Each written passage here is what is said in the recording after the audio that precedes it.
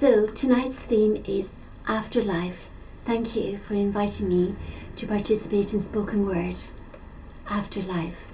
It's an extract from my book, page 280.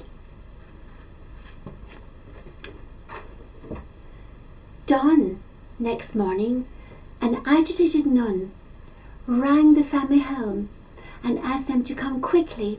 Yes, quickly. Heart-wrenched, the 4 adults scurried back. Oh, what joy for Bridget when that door opened.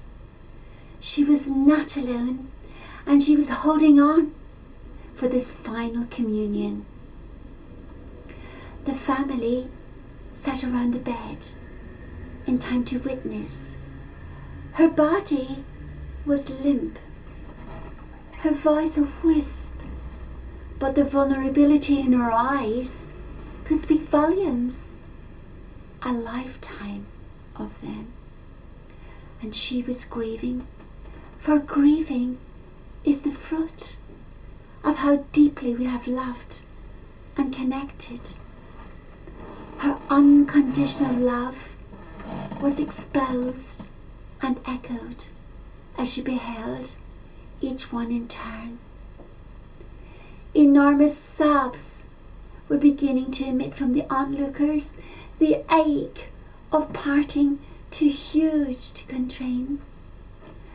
Perhaps there was never a mother more loved. Bridget turned the rosary beads around in her fingers, clinging, clutching, treasuring their promise of salvation, yet assenting to what was about to come. Father, into thy hands, she tried to pronounce, but earthly words were no longer of her domain. She felt her life force being drawn up to her eyes, and through those eyes she beheld a balmy light at the foot of the bed, a light that grew dazzling, irresistibly so. And when she gazed into that light, she saw a figure, and it was a figure she knew, that inspired her, that excited her. It was her Jesus in his luminous raiment, resurrected in all his glory, holding out his arms to her in the most welcoming of welcomes. Her Lord had come. Death was a friend. She wanted to go to him, with him, into that hypnotizing light that limns eternal bliss. Frailly, she lifted back the restraining bed covers, looking at her beloved vision anew, and floated out of herself into that light of lightness.